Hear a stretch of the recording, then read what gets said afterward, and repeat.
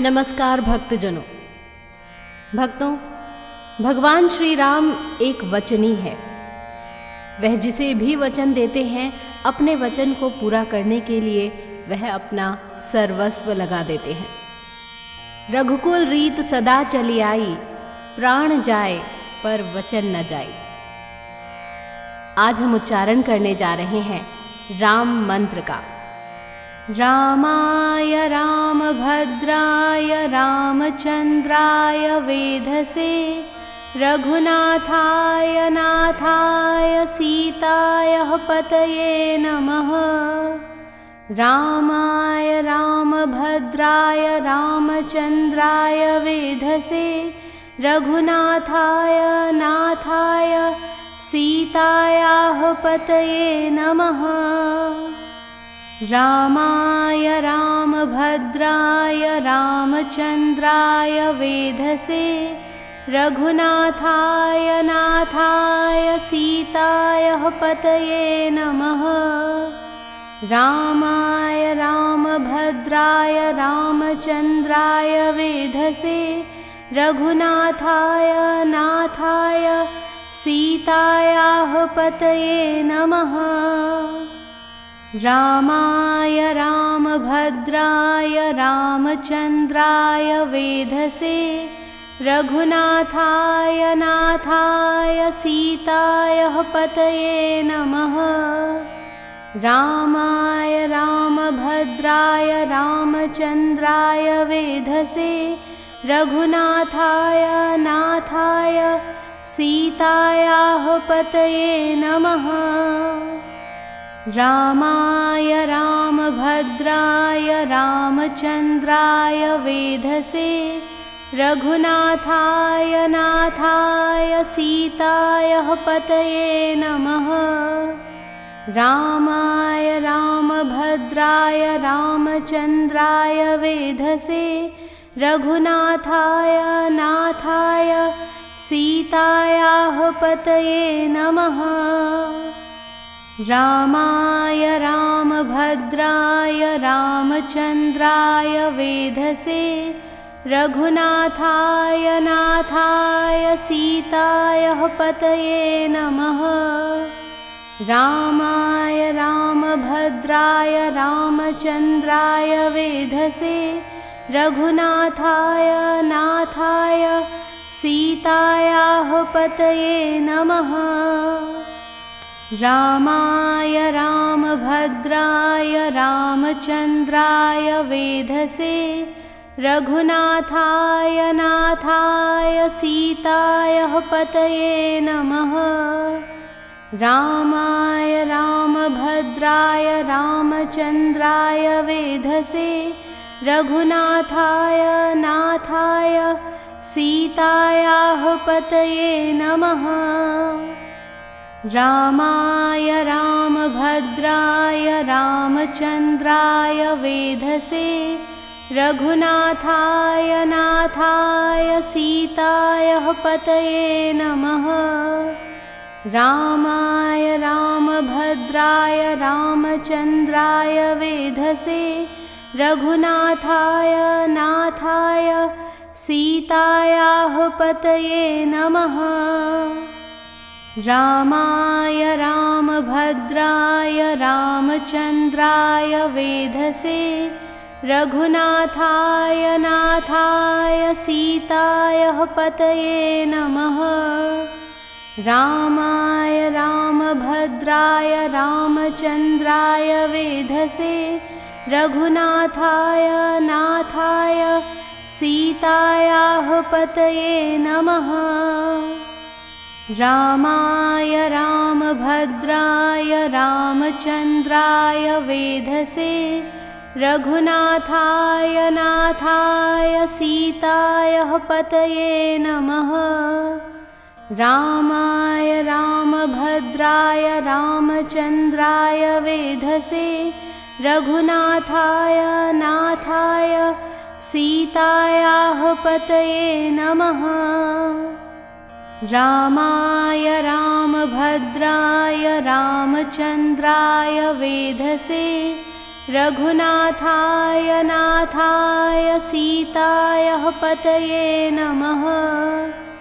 रामाय रामभद्राय रामचन्द्राय वेधसे रघुनाथाय नाथाय सीतायाः पतये नमः।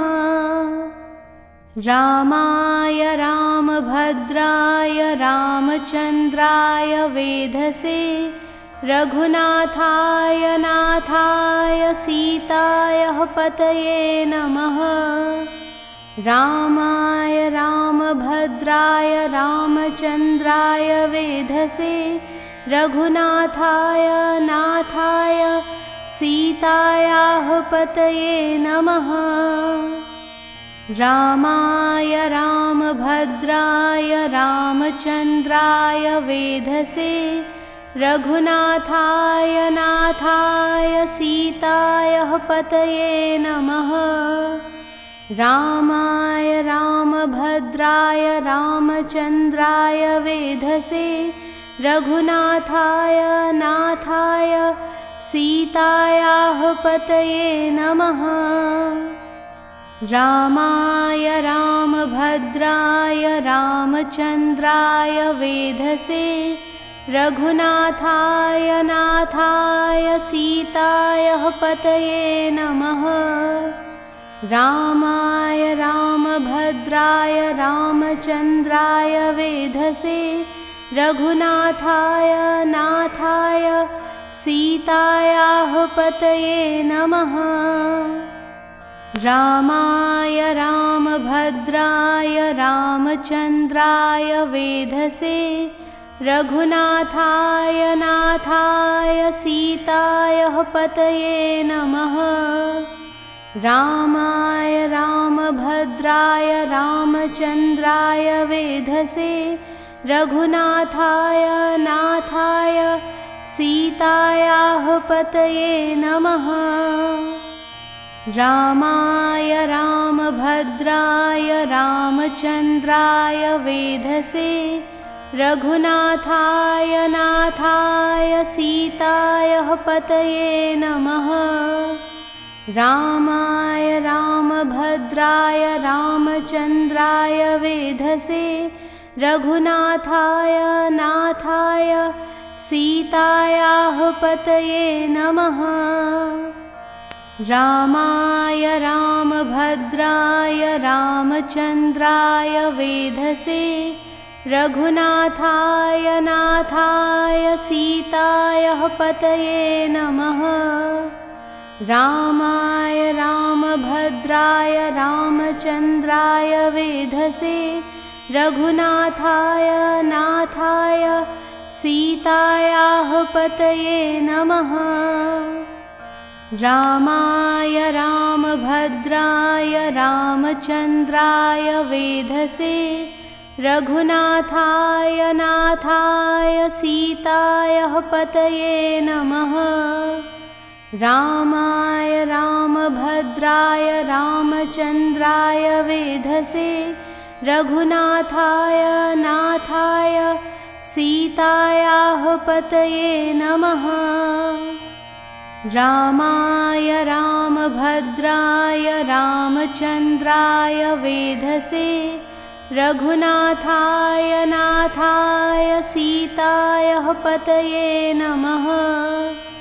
रामाय रामभद्राय रामचन्द्राय वेधसे रघुनाथाय नाथाय सीतायाः पतये नमः। रामाय रामभद्राय रामचन्द्राय वेधसे रघुनाथाय नाथाय सीतायाः पतये नमः। रामाय रामभद्राय रामचन्द्राय वेधसे रघुनाथाय नाथाय सीतायाः पतये नमः। रामाय रामभद्राय रामचन्द्राय वेधसे रघुनाथाय नाथाय सीतायाः पतये नमः।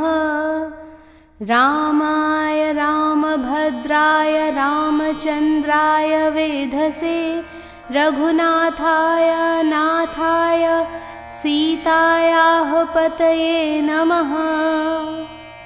रामाय रामभद्राय रामचन्द्राय वेधसे रघुनाथाय नाथाय सीतायाः पतये नमः। रामाय रामभद्राय रामचन्द्राय वेधसे रघुनाथाय नाथाय सीतायाः पतये नमः। रामाय रामभद्राय रामचन्द्राय वेधसे रघुनाथाय नाथाय सीतायाः पतये नमः। रामाय रामभद्राय रामचन्द्राय वेधसे रघुनाथाय नाथाय सीतायाः पतये नमः। रामाय रामभद्राय रामचन्द्राय वेधसे रघुनाथाय नाथाय सीतायाः पतये नमः। रामाय रामभद्राय रामचन्द्राय वेधसे रघुनाथाय नाथाय सीतायाः पतये नमः। रामाय रामभद्राय रामचन्द्राय वेधसे रघुनाथाय नाथाय सीतायाः पतये नमः। रामाय रामभद्राय रामचन्द्राय वेधसे रघुनाथाय नाथाय सीतायाः पतये नमः। रामाय रामभद्राय रामचन्द्राय वेधसे रघुनाथाय नाथाय सीतायाः पतये नमः। रामाय रामभद्राय रामचन्द्राय वेधसे रघुनाथाय नाथाय सीतायाः पतये नमः। रामाय रामभद्राय रामचन्द्राय वेधसे रघुनाथाय नाथाय सीतायाः पतये नमः। रामाय रामभद्राय रामचन्द्राय वेधसे रघुनाथाय नाथाय सीतायाः पतये नमः। रामाय रामभद्राय रामचन्द्राय वेधसे रघुनाथाय नाथाय सीतायाः पतये नमः। रामाय रामभद्राय रामचन्द्राय वेधसे रघुनाथाय नाथाय सीतायाः पतये नमः।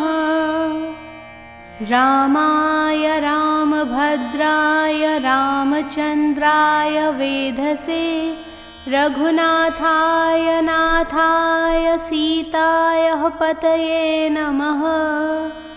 रामाय रामभद्राय रामचन्द्राय वेधसे रघुनाथाय नाथाय सीतायाः पतये नमः। रामाय रामभद्राय रामचन्द्राय वेधसे रघुनाथाय नाथाय सीतायाः पतये नमः। रामाय रामभद्राय रामचन्द्राय वेधसे रघुनाथाय नाथाय सीतायाः पतये नमः। अर्थात यह मंत्र भगवान श्री राम के कई नामों को संबोधित करता है। यह रघुकुल के वंशज राम की स्तुति है। यह उन्हें माता सीता का पति और सबसे सम्मानित व्यक्ति कहता है, जो दुख को समाप्त कर सकता है और खुशी को बढ़ावा दे सकता है। भक्तों, इस मंत्र का जाप करने वाला एक निश्चिंत जीवन जी सकता है, क्योंकि वह जानता है कि भगवान राम जिंदगी के हर कदम पर उनके साथ खड़े हैं और ज़रूरत पड़ने पर सही राह दिखाएंगे। यह शक्तिशाली राम मंत्र, इसका पालन करने से व्यक्ति के जीवन में स्थिरता आती है, सभी प्रकार के सुखों से उसका जीवन भरपूर हो जाता है और आनंदमयी हो जाता है। इस मंत्र का उच्चारण आप कभी भी सुबह सुबह सोमवार के दिन करें तो अति उत्तम होगा। इसका उच्चारण आप 9, 27, 54 या 108 बार कर सकते हैं। और सभी भक्तजन एक बार मेरे साथ हाथ उठाकर सच्चे श्रद्धा भाव से कहें, जय श्री राम।